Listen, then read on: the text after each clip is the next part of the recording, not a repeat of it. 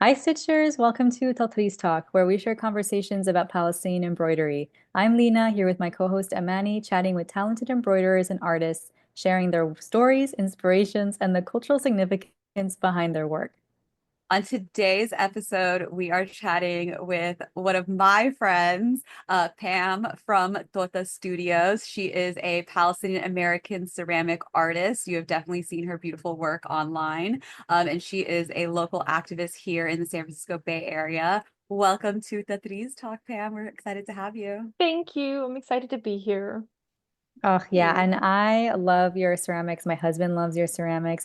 And actually, Pam, I didn't mention it earlier, but I actually got a message this morning of a friend based in Seattle. And she was like, you guys, look at this kick-ass, like, Tatreez artist, pottery, ceramic work. And I'm like, I know her and I'm about to talk to her. So you are Yes, on your way to getting famous, my I'm friend. on my way. Let it spread. Let it spread. Yes. Yes. The work I love speaks it. for itself. Exactly, Thank exactly. you. Well, Pam, we always like to kick off with asking our guests a little bit about you and your family's connection to Palestine. So I mean, I'm my both of my parents are Palestinian. My mom was born in the States, but lived back home most of her life. And my dad was born there as well. But I'm first generation, or I guess 1.5 generation, depending on how you look at it. And grew up around all of it. Like our family's totally assimilated, but also like very much we're in the Bay Area. So for anybody in the Bay Area or in any of those centers, and there's like very populous centers around the United States. We grew up around the Arab, specifically Palestinians, and then my family specifically is from Ramallah. So I grew up like in the Ramallah Club, like surrounded by tons of family, tons of extended like Ramallah family, and then just kind of generally being influenced by Palestine, like through everything. Like I remember being probably how old was I during? I was very little during the first Intifada, but like going to protest that little and like being tossed into debka classes. I would not be caught dead on a stage today, but at 10 years old, I was like dancing my little debka and like you know, the trees and the works all around my mom's house and being forced to do it as girls, like me and my sisters. Like, I think I've seen even, I think one of you or somebody else has shared like that this is how we started doing the trees as kids. And there are two things that I did, and I was like, oh my God, I've seen these also in other people's things online where it's the little like teddy bear, and it's not even Yeah. cross stitch, but it's like the teddy bear with like the checkered background and then the Hmm. cross stitch girl with like the umbrella. And I was like, I've seen other people post it, and I was like, you grew up in the 80s and your mom made you stitch. It's the pre-printed ones are always like they're so Exactly. cute because I'm like, yes, go ahead and stitch, girl. We all did them as kids, but yeah. Yeah, I mean, but that's the gist of it. I think like most of us grew up in the diaspora. We like our parents ended up settling in places that had community, family, etc., and just kind of it was always part of my life.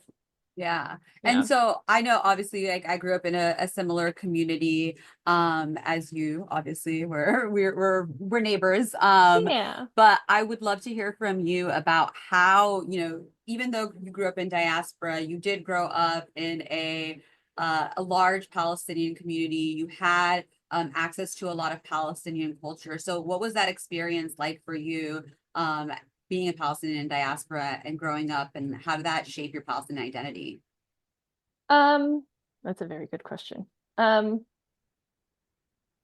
I mean, it shaped, I think, like me as a person, not just in terms of Palestinian identity, but, and I've mentioned this probably in my posts and things like that online, where I've been like literally in my house, it was all like the trees and camels, and this is from Ramallah, and people come to visit, and there's like your house is filled with it. So you instantly know, and your mom's got books. So when you've got like a school report, it's like, oh, let's write this thing on. I think I even one day I did a report on Hanan Ashrawi like 30 years ago I because love it. I was when I was 2 years old. Yeah. Um, and so it was just very much like, how do I put this? Um, I once told a friend that everything I do and live and breathe is Palestinian. Like that's entwined in all of it. Like I had a friend who wasn't Palestinian and she was just like, why are you always talking about Palestine? Why are you this? And it was annoying to them. And I was like, back then I don't think I knew how to answer it, but it's like growing up now and now just building a career out of it and abandoning everything else I had tried to do. You kind of realize this literally is it is who I am. to the very Hmm. core. غصب عني. Like, this is Hmm. how I grew up. Like, my parents didn't even teach us Arabic when we were kids. And then when we were six, I was six. We were back home. My mom's like, we just heard you talking to your cousins in Arabic. And like, somehow you had picked it up with us. So when we took you back home, you're sitting talking. We're like, "Min wain la wain, where did she learn how to speak?" You know?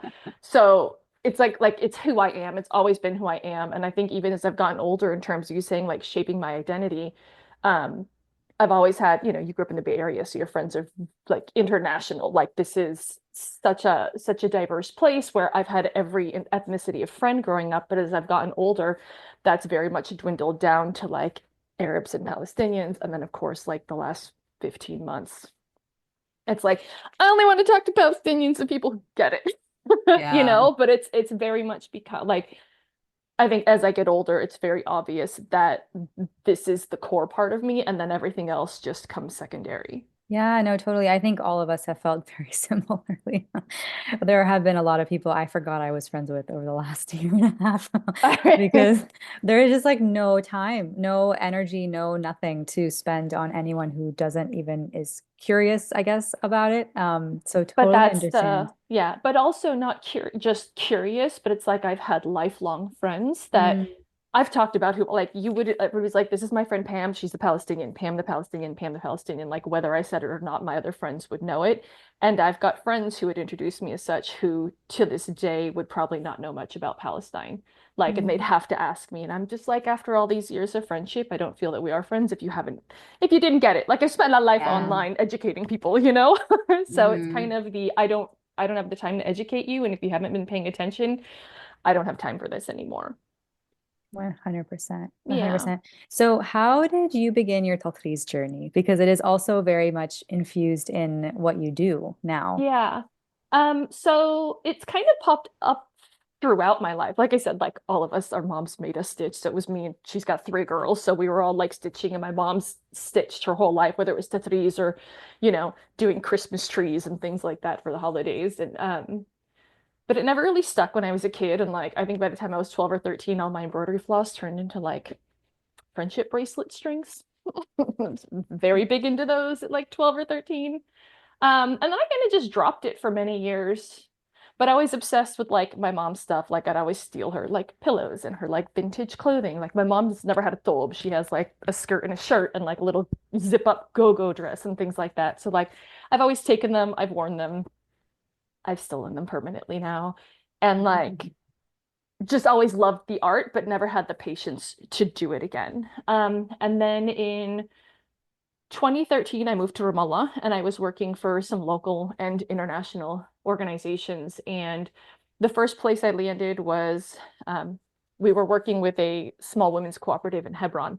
And, they were doing Tatreez purses and things like that. And I was like, man, I should do this. So I would like sit after work and I'd start like designing accessories and clothing with the trees. And I was like, maybe I'll start a company and I'll do this and I'll import stuff to the States. So خلاص, I'm going to stay in Ramallah. Like, I went to Ramallah for 3 months and I stayed for 4 years. So it was like one of those like, maybe I'll just stay here and I'll do some more. Um, and I still have those drawings, though I never did anything with it. And if any of you know me, people who follow me on my Instagram and my friends and family know, I have 1,000 ideas every day and I kind of just don't do much with it. But like it stays. So I still have those little designs I made 12 years ago, 11 years ago. And moved back to the States back in 2017 and didn't want to work, didn't want to do much. So when I started doing pottery, it was kind of like I just need a break. So it was supposed to be date night with my best friend. She signed us up for pottery classes. We did it. And then 5 minutes later, I was like, I'm going to put the threes on it. Like, it was just like I didn't even have to think about it. It took me probably like a year or two to like figure out how I wanted to get the threes on it. Like, I tried the stamping and I tried the carving and I tried all these like random things until I finally got the technique that I ended up with, which I'm still changing up, but it's fine. And yeah, and it took me maybe like a year to actually like show a piece because I was like always like your people judge you the most, or you think they do. So it's Yeah, like, ew, yeah, you think are they they gonna do. judge me, or are they all gonna be like ooh la la? Thankfully, they Hmm. all said ooh la la, and I have a hard time keeping up with stuff. But like it was kind of like a no-brainer for me. Like instantly when I started learning all these other pottery techniques, it was like, oh, maybe I'll make tiles. It was between Tatreez and tiles from Nablus because I also my whole kitchen in Ramallah is now those tiles too. So I have an obsession. I'll be playing with tiles sooner than later.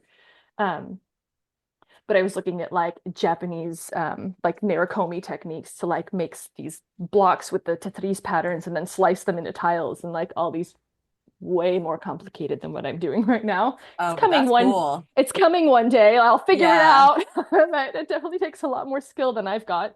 And yeah, it was just there we are. And I stuck Yeah. Tatreez on my first little pot. A friend of mine bought it. It's in Hawaii now. I still remember who bought my first pieces. And that next Christmas, everybody was like, gimme, gimme. So I made as many little things as I could. And then I was like, I think I don't need to work a real job anymore. I can go do this. Which is still kind of a lie because as you know, Amanda, you see it enough that I procrastinate. So I'm like, oh, I don't have any inventory. Maybe I should work now, but we're getting there. The struggle of an artist with too many good ideas. That's always the problem, right? Very much so, yeah.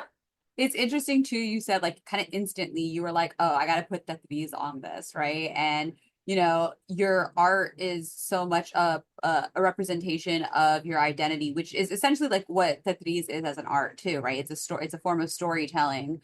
How do you translate like Tatreez storytelling into your ceramic work?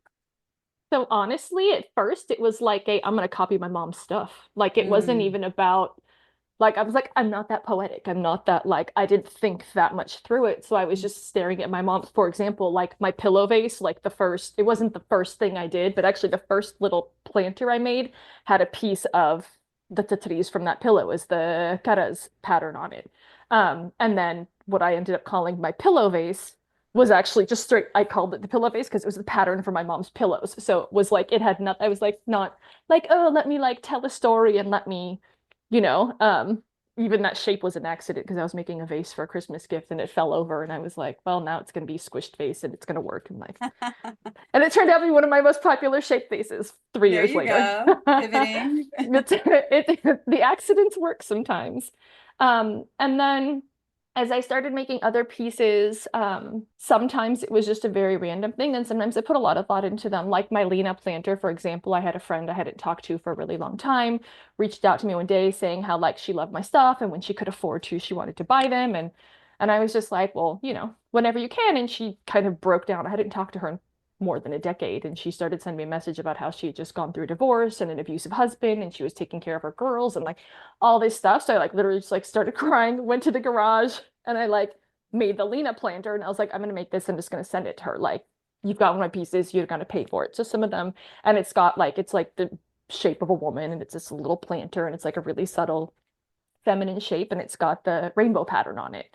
Rainbow for obvious reasons. And then I like sprayed it in like a glaze that kind of had like a gold sheen to it. So it's kind of like I think this is self-explanatory. And I was like, and this is for my Lena, like whatever you go. So some of them do that, or like my little, where is it? I can't even see it. I wear my heart on my face planter.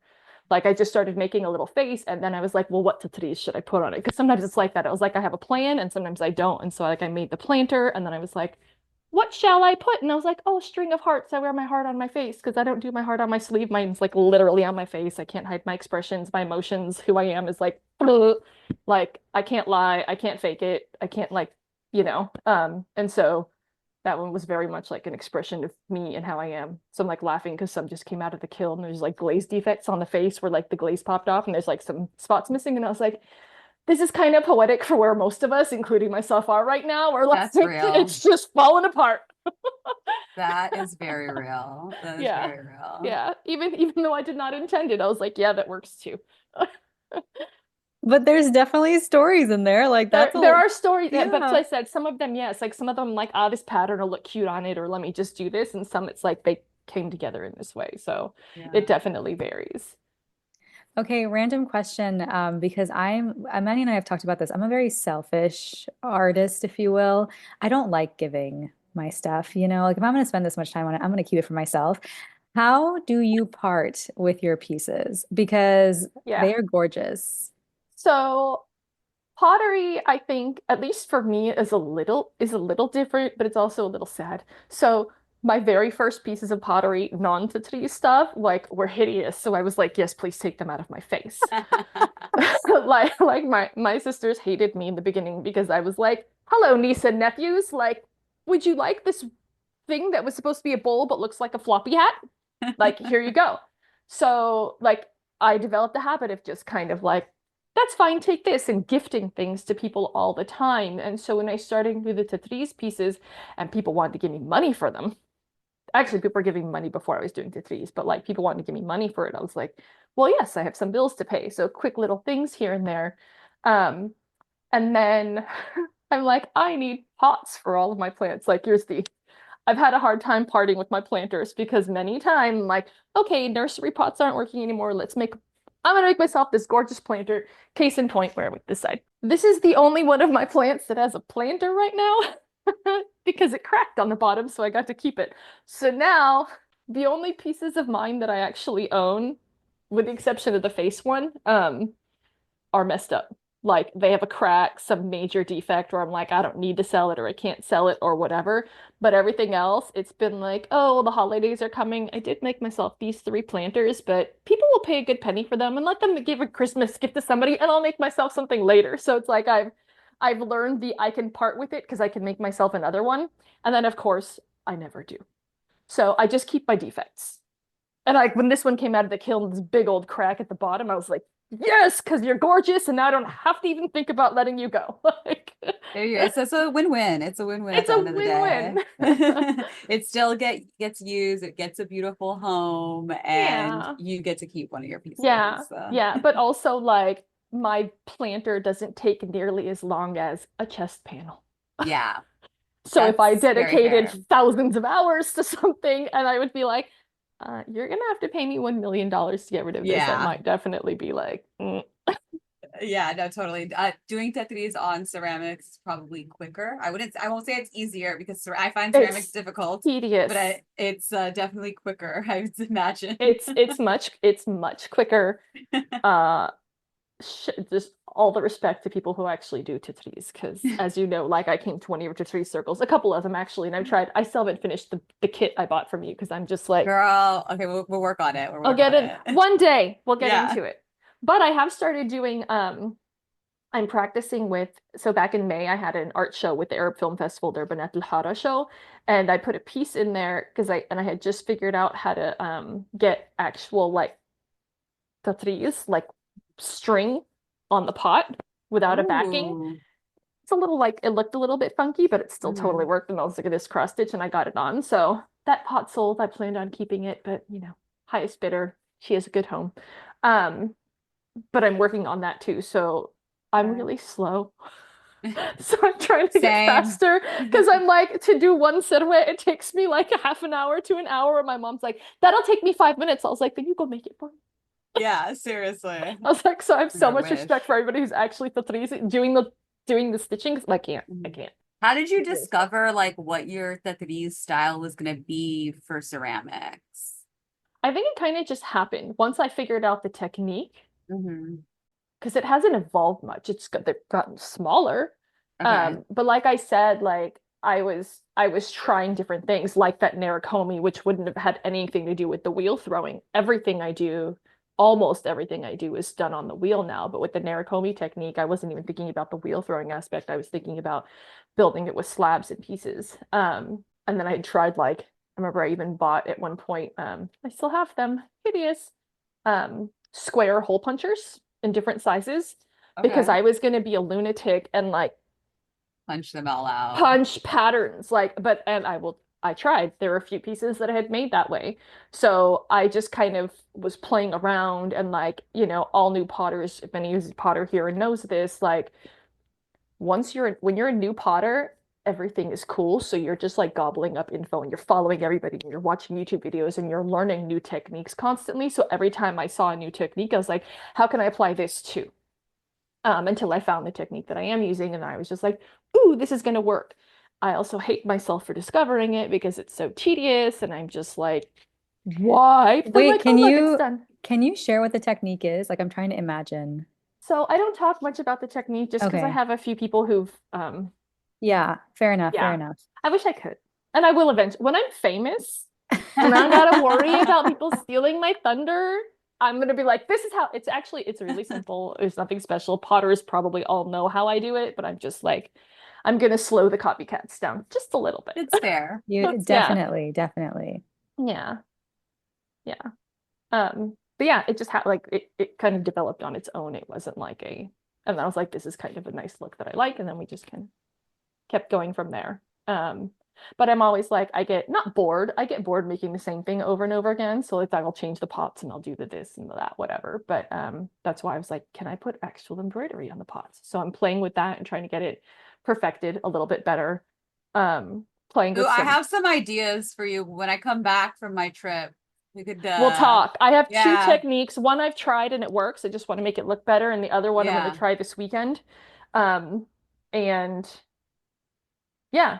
And I think I'm Okay. going to start playing more tile patterns and things like that too, and kind of get into that because Okay, please, please. I That'd already be made I really made some cool. earrings with tile patterns and some soap dishes with the tile pattern, but I haven't Yeah, I've been so like obsessed with the Tatreez that I keep again too many ideas. yeah. Have you taught classes before? Like, have you I taught pottery and like specific? I mean, I'm assuming you have not taught like anything about like Tatreez I haven't taught the pottery. Tatreez pottery, no, but Yeah. I've for the last 4 or so years I've been teaching wheel throwing classes. Okay. Okay. Yeah, All right. yeah, We'll have to give people that info. Anyone who's local who wants to yeah. learn Hit some me pottery. up. Okay, I'm also curious. I know, like, we have kind of talked a little bit about this over the like last year and a half or whatever however long it's been now.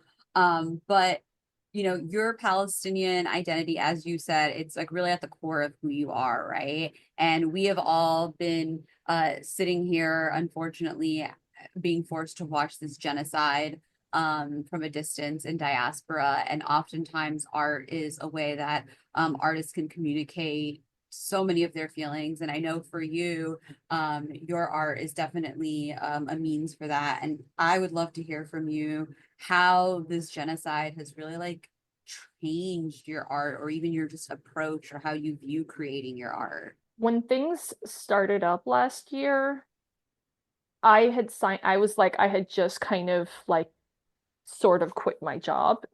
I was doing sales and I took myself off the calendar because I was like, "Halas, I'm going to pursue pottery full time." Um, and I did that in August of 2023 and focused on prepping for Palestine Day. And Palestine Day came and went that September. And I said, well, I'm going to take more time off of work and that's it. And I signed up for a really big holiday market. And I was like, I'm going to try the American white market and see how my stuff does. And like, let's do this. And October 7th happened and I did nothing. I canceled my markets and I did nothing. And then I forgot when I actually reached out to you, probably like November, I don't know, a month or Yeah, two because I think later. I think we met in like September. We met Like, yeah, we met in we September met the last week year. before Palestine Day or something. I Yes. was at a thing. Yeah, that's right. You bought a Lena planter. Yes.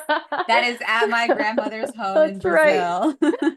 I love it. My stuff is all over the world. Yes.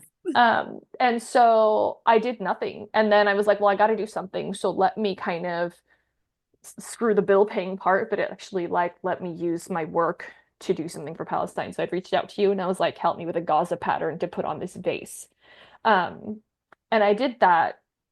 I raised practically no money and I got some people to call Congress. It was whatever. And my cousin won the vase because she was an insane person and made a spreadsheet for all of Congress and did her thing, made 1,000 calls. But it did not cheer me up. And I think there are some artists who throw themselves into this is fun. It's when I learned I'm an artist. I think I learned it a few years earlier, but it has never been as reinforced as it has been in the last year. Some artists throw themselves into work and they can produce, produce, produce because that's where they put their energy. And for me, I just want to crawl into bed and die. And so I did not do much until I kind of like had to. And I'm not even sure when, like I'd make a little bit here and I'd make a little bit there. I think the first time I actually like did a big run of pieces was like February or March. They did like a little Arab American festival and I was like, let's make stuff. And so for me, it's been very much like, oh, there's an event, let me like push, push, push. And by push, push, push, I mean I'll do like 3 months of work in 2 weeks, like kill myself and then just crash and burn as soon as it's done. And that's been how I've worked for the last like year plus. So I'm really tired. Like I just finished another like couple of big events and I'm just like holidays coming. I just updated my shop and I'm like, pick what you want. I barely have anything. I feel bad for people who want to buy gifts, but it's also kind of like bleh. And Yeah. then I've also very much had I've been watching in the last year, as most of us have been, and we've kind of talked about this, and we've both posted about stuff like this on our social media about how people have seen genocide as an opportunity to make money. And so I always tiptoe around. I don't want to appear to be one of those people, even though I've been doing my pottery and my Tatreez on it for several years. There's this part of me that feels very icky making money with anything related to Palestine. And so I've had to navigate that. And like, that's also part of the like, I don't know, I just want to sit here and I'm gonna do nothing and I'll figure out other ways to like pay my bills, you know? And so it's gone up and down. And actually, at an event, we had a Middle East Children's Alliance fundraiser on Saturday, and I sold a bunch of stuff, and the people flocking and these non-Arabs just like decked out in like red triangle earrings and kufiyas and Tatreez this and a Tatreez purse and just everything possible that they found in a watermelon shirt she bought of me. And it's kind of like, oh my God, you're so gross. And then they come and they buy my stuff. And it's like, thank you for buying my stuff. And I was talking to one of the other vendors and he was like, don't look at this as you're making money off of Palestine. Like, this is your work. This is your craft. You've put a lot into it. Like, you're honoring your culture and let them give you money. And the better you do, the more you'll have to support people back home. And this was literally just as of Saturday. And I was like, I needed that. I needed that a year ago. But also, like, I needed that. So definitely, like, yeah, it's been hard, but I'm certain I'm not the only one because I've had these conversations with a lot of other people where it's like, especially when you're working on stuff Palestine related, it's like, how do you celebrate that culture and not feel like you're making money off of that? I think that's really, honestly, I think it's really important for you to say that too, because I think a lot of people feel that way. There's a lot of people who feel guilt around being able to just exist freely in our Palestinian identity. There's a lot of us, again, especially Palestinians, we are so tied to our identity no matter where we are in the world. And for a lot of artists, that means that our Palestinian identity translates into our art, whether it is Tatreez or whether it's ceramics. I know I have painters, I know, different types of artists that use their Palestinian identity within their medium. And, I think it's very valid and real that it's difficult. It's difficult in so many different ways, Yeah. like you said, not everyone can just go, go, go, go, go. Everyone has a different way to deal with it. And, the complex feelings too of seeing people who have never really been outspokenly pro-Palestinian who are now pro-Palestinian. Like there's a big part of you that's grateful for that. And then another part of you like that can be resentful of that Well, too. it's the capitalism aspect of it Yeah, because I feel like a exactly. lot of people like put on a kufiyeh or buy one of like my resistance earrings and are like, look, I did something for Palestine. Now it's like, Yeah. thank you. But like if that, Mhm. and I kind of feel like people do that, they think that's enough. And I was like, that's not enough. This is great. Yeah, yes, support all of us, show it Yes. off, talk about it, cool. But are you doing something else? And maybe they are. I don't know. I'm of course not having conversations with every person that's buying stuff, but Yeah. um I'm an American and I know how we are. I I myself am guilty of being that person in a lot of ways too. And so it's kind of, I'm sure not all of them are doing enough. I don't feel like I'm doing enough Yeah. most days either. So, we Yeah. haven't Yeah, started No. revolution. We're not doing enough. I know. Yeah. I mean, and then the other half of the problem is like nobody knows what to do. So it's Yeah. like we're stuck in this awful Yeah. cycle of like wanting to do Um, something and then knowing that we don't know what to do and then we want to do something and it's just a cycle, right? It goes back and forth. Yeah. Something that you mentioned in like the form that you filled out before the recording was around like building your work with your own people. Would love to kind of hear more about that because I think it's obviously tied to this. But Yeah. but just curious about what that means to you and how you would describe it. Yeah. So, I think something has slowly shifted in me. And like I said, even when it comes to my friends, right? These are like the people that I connect with and I relate to the most. And I've really in the last 2, 3 months thought about who and how I want to build with. And kind of like we rise together. Like if I'm doing well, you're going to do well, and let's figure out how to do that together. And so several months ago, I just was like, the only people I want to work with are Palestinians. Like I just want to go and reach out to Palestinian restaurants, chefs, blah blah blah, whatever it might be, and only make for them and with them if this is how I'm going to do it. Like people were like, are you going to be a production potter? Are you going to be an artist? Are you going to be whatever? It's like I can be both because production is where I'll make my money, but like the one-off pieces is what I really enjoy doing. And so to balance that, here's how I'm going to do it. And it's like, if I'm going to be a consistent maker and build a business, I can't let the emotion part get in the way. And so for me, the natural answer to that was do it with your people. Like these are the only people you're drawn to. These are people you want to help. These are the people you want help from. And like, if we're going to grow, it's got to be with us, like building each other up. And so I'm making pieces for my friend's restaurant in San Francisco, who's like my lifelong, like known him for over 20 years since I was in college. And I've watched him build himself up from like bartender Is to this for Samir's restaurant that just no, opened? Oh, okay. oh no, but I've talked to them. Okay. Nothing's happening, but they're like, we would love to. And I was like, let's talk, but we haven't talked because they're busy and so am I. But Yeah. no, it's for Freak It in San Francisco. Oh, amazing And my restaurant. yeah, it's a really good restaurant. Highly recommend Freak It, San Francisco, 16th of Valencia. Amazing food. And they too, like their families from Gaza, and they've like struggled far. Like I don't even know anybody in Gaza like directly. I used to have colleagues there, but I don't have friends and family that are in there. And like I've fallen apart. So when I've got like friends from Gaza who are like, I'm like, okay, like you're functioning, I can function, and then how do we all function together? And so I was like, I want to make stuff for your restaurant. And he was like, perfect timing.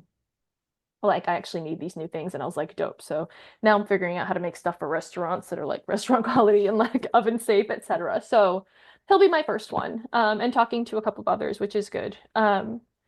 But yeah, it was kind of like this is who I want to build with and this is how. And hopefully we can make that work. And I think we can. I also have my stuff in Reams in San Francisco, and she's had them there for several months, so that's good. But that happened before I made the decision. So it's kind of like perhaps planting the seed. But yeah, A natural trajectory. it's a natural trajectory. It's like how it's the screw this divide and conquer crap. It's like unite and freaking build it up and hold on to whatever we've got at this point too, because times are scary. Definitely. Do you see yourself eventually like having your work a bit more available in different stores and boutiques? Is that like Yeah, definitely a goal for you? definitely. For me, it's hard Yeah. right now because if anybody saw the way I work, like I live in a 600 square foot apartment and there's a 1 car garage. Well, there's a 5 car garage, but my stall is my studio and I don't have my own kiln. So like I do my throwing and all the messy clay work there. Most of like my Tatreez work and glazing stuff is done in my kitchen and living room. So like when it's production time, like I have a bedroom and a studio is basically Yeah. like I don't like it's utter chaos and it can be really stressful too. And then because my landlord won't let me put a kiln and I don't really have space for one either, to keep up when it's like production time for me, I'm at 3 different studios. So I like drive things everywhere. So like the loss of pieces, the time of driving and picking up and dropping off, it's really time consuming. And so it kind of holds up my ability to make things in a more economical way.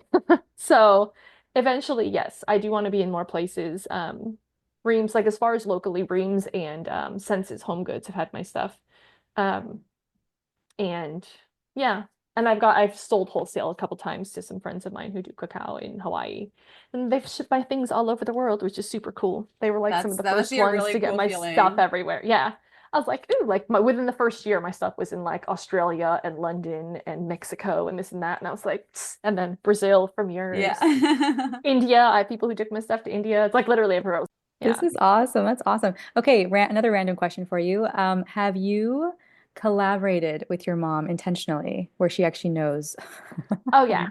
Oh yeah, no, dude, my mom, I keep Intentionally. calling her my like she's my little laborer. My mom is my favorite laborer. I'm waiting for her to retire so she can just come permanently and help me all the time because it's funny because when I started doing all of this, my mom's gotten really into it and so she helps me with my pieces sometimes. And then earlier this year when I started doing the actual Tatreez on the piece, like the with the Mm. embroidery floss, my mom was like, "Ooh, let me see." And my mom, I won't say how old she is because she'll slap me, but she has not picked up a needle in a long time because she's tired and she can't see. And she's like, I need the glasses if she bought it for me. So she just like, I want to stitch too. So she started pulling out all of her old stuff. And like the pulling out of her old stuff usually will consist of just, she's got a drawer of all like the pillowcases and the pieces and her tithis thobe and like whatever she'll pull out and we look at.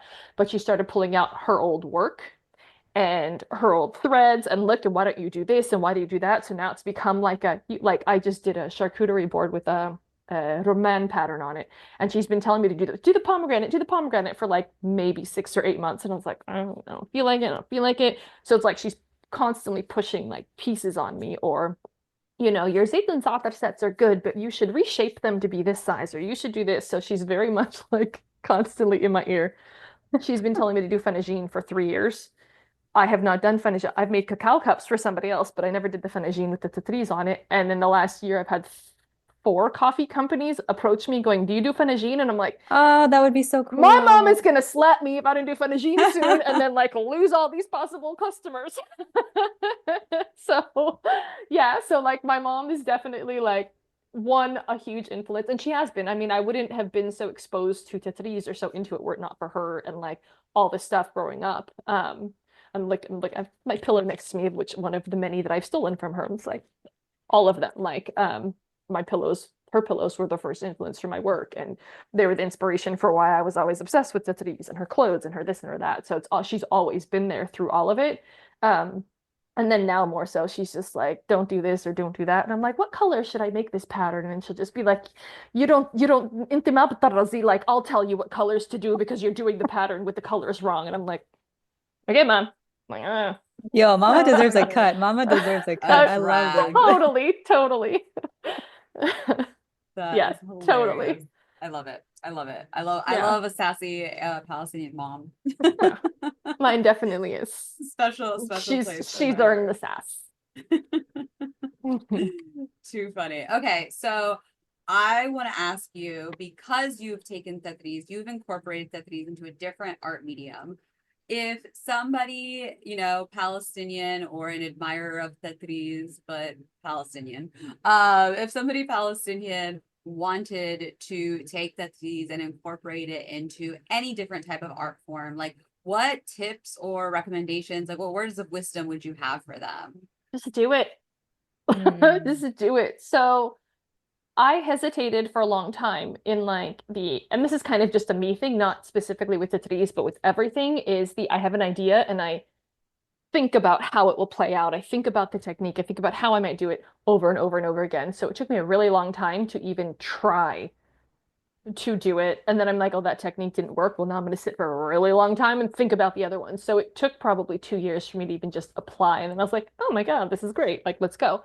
But the minute I did it, it took off. And like even so now it's for me, it used to be like, I won't say embarrassing, but there's this discomfort that a lot of us have with like attention and praise and whatever that may be. We'll leave that for our therapists. But like the last couple of shows I did, people walk up and they're like, oh my God, wow. Or like I knew you were gonna be here and like that's why I came kind of a thing. And so it's become like I was like, I'm the cool. Like my first Palestine day I did 3 years ago. Was it three? I don't know, 3 or 4 years ago. I don't know what day it is anymore. But it was the first time I had like a whole collection of things. And I had this big old 8-foot table and I was like, let's go, and showed it off to my people. So it was like Palestine Day. Like this is where you're either like you're cool or people think you suck. And I didn't even have time to drink my water or eat my food that day because I was so popular. And somebody walked up to me and said, you're the cool booth, right? And I was like, cool. It took me a few decades to get there, but like I'm finally cool. So it's like there's like it's basically if anybody wants to try Tatreez or anything else, like Yeah. whether Palestinian or not, like I would say if they're Palestinian, try Palestinian stuff. If you're not Palestinian, go find your own. But like try it. Like just Mhm. freaking do it. You have nothing to lose because what do you have to lose? There you I go. love I'm the this. cool table. Join the cool Or table and just do it. exactly, Yeah. exactly. Uh, Uh, I love that. I'm taking that, Pam. I'm taking that. I'm gonna join the pool table. do it. That's amazing. That's amazing. Okay, then on the other round, what did you learn from Tatreez? What has Tatreez taught you? Oh God. Patience, that's the first word, like, which is funny because I lack patience, absolutely. Like, I'm high anxiety all over the freaking place, and um, it's definitely taught me patience and to accept imperfections. Mm. So, like, my first pieces, like, if there was one dot out of place, that thing was getting washed or it was getting sold at a discount or I was just going to give it away because da da da da. And I've had to remind myself, like, this is handmade. You are not perfect. Things happen. Now, of course, if something cracks, I inherit it. Yeah. Or my mom gets it. My mom just got like 5 cracked coasters. I was like, Mabruk, mom, they're functional, enjoy. But yeah, it's the embrace the imperfections, let them be. People still appreciate them. At a discount, of course, sometimes, but depending on what it is. And so, yeah, it's patience, accept the imperfections, go with the freaking flow. Like a kiln might explode all of your stuff that you just spent 1,000 hours on, and like just take a deep breath. Keep on Yeah. going. It happens. It's It happened. happens. It's happened. I took a ceramics class, which I suck at ceramics, but I did take a class, and that was like the first thing they said. They're like, look, it's gonna happen It's eventually. gonna happen. And you don't suck at ceramics, you just didn't have the right teacher and or did not practice enough. But Girl, I it have long happens. nails. That was my biggest problem. Look, I've taught classes with girls who have long nails, and there are ways around it. It's All not right, ideal. I'm gonna take one of your classes. Yeah, I'm come over. down to try. I'm down to try. All right. Done and done. We'll do a long nail wheel throwing tutorial. I love it. I'm This is into this is it. how we get famous, Amanda. There we go. There we go. We'll make like a TikTok series of it and everyone can just laugh at me making a fool of myself. There you go. Perfect. Well, thank you so much, Pam. This was amazing to have you on, amazing to chat about. Always love hearing about different people's Tatreez journeys and especially like how you incorporate Tatreez into different art forms. Where can people find you if they want to see your work, if they want to buy your work, where can the people find you? That's hilarious. So I have a website called totahstudio.com. I'm on Instagram at Totah Studio. Right now, my Instagram looks more like a, oh my God, the world is on fire and a sprinkle of pottery in it, but the pottery is there. And sometimes I update my website. I did just update my website an hour before talking to you guys. Oh, okay. All So right. hopefully it'll still be that way when this airs, but but the website is there and there's a gallery, and if anybody wants to see my stuff and wants to buy things that aren't in stock, just shoot me a message with a screenshot and be like, I saw this pot and I like it. Do you have one? It's Do usually you do commission work? If I people wanted something do. commissioned? I do, yeah. Okay, cool, Yeah. cool. Honestly, like I used to shy away from them, so I kind of go back and forth, but I've learned that the commission sometimes it's a new challenge and it brings on new ideas for me. And so Mm. when I've got time for them, yeah, they're fun. Okay, all right. Well, then if you have an idea, reach out to Pam. If you see something you like and it's not on the website, reach out to Pam. And we'll make Just reach sure out to to Pam. link. She's got Yeah, reach stuff. out to Pam. We'll make sure to link everything. But thank you so much for being here. Thank you for Again, such having a great me. time chatting with you. Thank you. Thanks, Amani. Thanks, Lena. We'll have a good day.